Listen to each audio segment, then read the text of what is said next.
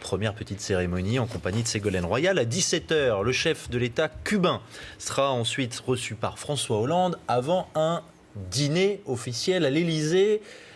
Dites-moi, Olivier Ravanello, ce dîner, avant de parler des enjeux de cette visite, disons qu'il va mettre côte à côte des invités au profil assez varié. Toute la jet set se presse pour aller dîner avec un dictateur, parce qu'on y reviendra.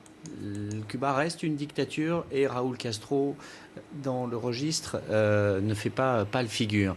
Mais il y a toujours ce tropisme, cette sympathie envers la révolution cubaine, qui fait que lorsqu'on vous dit que Cuba est une dictature, tout le monde vous explique que non, pas vraiment, comme si les droits de l'homme étaient variables selon que l'on se trouve en Orient ou plutôt dans un pays où on danse la salsa. Il n'en reste pas moins vrai, et d'ailleurs ce n'est pas moi qui le disais, mais François Hollande lui-même, en 2003, dans une interview à l'Obs, qui avait ces mots: Cuba a transformé en cauchemar politique la belle révolution de 1959.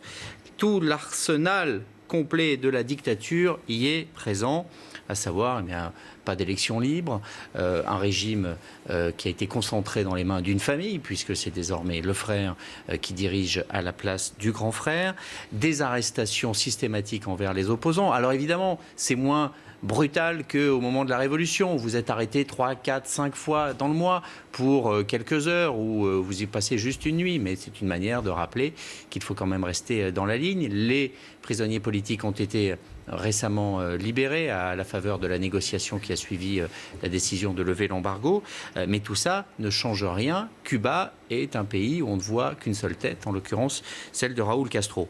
Le Raúl Castro dont on parle aurait largement de quoi siéger du côté du banc des accusés à la Cour pénale internationale, puisque pendant des années, c'était le nettoyeur en chef du régime, celui qui, dès les premières heures de la Révolution, a collé au poteau tous ceux qui étaient encore un peu trop mous ou qui trouvaient que Castro prenait trop de place, et qui ensuite a continué d'être celui qui faisait le sale boulot pour son frère jusqu'à des procès politiques retentissants en 93. C'est quand même pas si vieux que ça. Voilà l'homme qu'on reçoit en grande pompe à l'Élysée. Alors, comptez pas sur moi pour me faire l'avocat des droits de l'hommiste et dire qu'il ne faut pas parler avec ce genre de régime.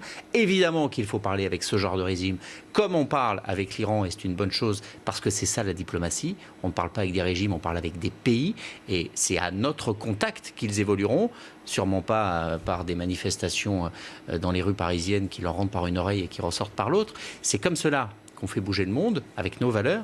Néanmoins, il faut appeler un chat, et même si on y danse la salsa, Cuba, c'est une dictature. La France, d'après l'Élysée en tout cas, ambitionne de s'affirmer comme le premier partenaire politique et économique de Cuba en Europe. Est-ce que les enjeux économiques sont importants ? Non, ils ne sont pas fondamentaux au regard de ce que peut attendre la France et une économie comme la France.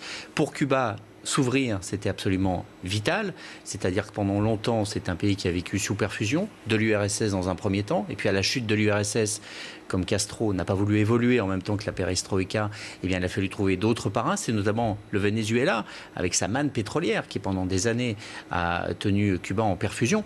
Aujourd'hui, le Venezuela lui-même a des problèmes. Le pétrole est extrêmement bas, donc ils n'ont pas exactement les moyens de leur générosité. Et il faut ouvrir l'île. C'est vital. Il y a un système avec 2 monnaies qui a été mis en place. Un peso convertible en dollars qui permet aux investissements d'arriver, mais ils vont directement dans les caisses de l'État. Et puis pendant ce temps, les Cubains se débrouillent toujours avec le peso non convertible pour essayer de survivre, ce qui n'est pas facile. Ils attendent évidemment ces investissements étrangers. Mais en retour, Cuba reste une île pauvre, elle le sera sans doute encore pendant longtemps, et ce n'est pas elle qui va relancer l'économie française. C'est vrai qu'il y a un marché de consommation immédiat qui va s'ouvrir, mais où la concurrence va être rude.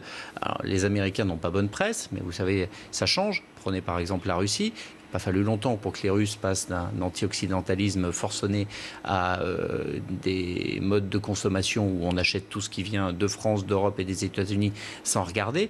Donc l'anti-américanisme en ce qui concerne la consommation et l'économie ne devrait pas durer très longtemps. Et puis, il y a d'autres pays d'Amérique latine qui sont aussi bien placés pour concurrencer les entreprises françaises. Tout ça, ça reste du symbole. C'est en grande partie ce mythe de la révolution cubaine qui s'est faite sur des bons arguments et une volonté sincère, mais qui a rapidement dérivé, qui continue de fasciner. Il suffit de voir encore des chansons qu'on peut faire sur le Che, ce fameux Che que beaucoup de dirigeants de gauche qui vont être présents ce soir à leur dîner avaient épinglé dans leur poster, avaient épinglé dans leur chambre sous forme de poster. Tout ça, ça continue de fasciner. Et c'est pourquoi ce soir, avec Raúl Castro, on trinquera, on boira des Cuba Libre, en oubliant qu'à Cuba en ce moment, c'est pas vraiment la fête.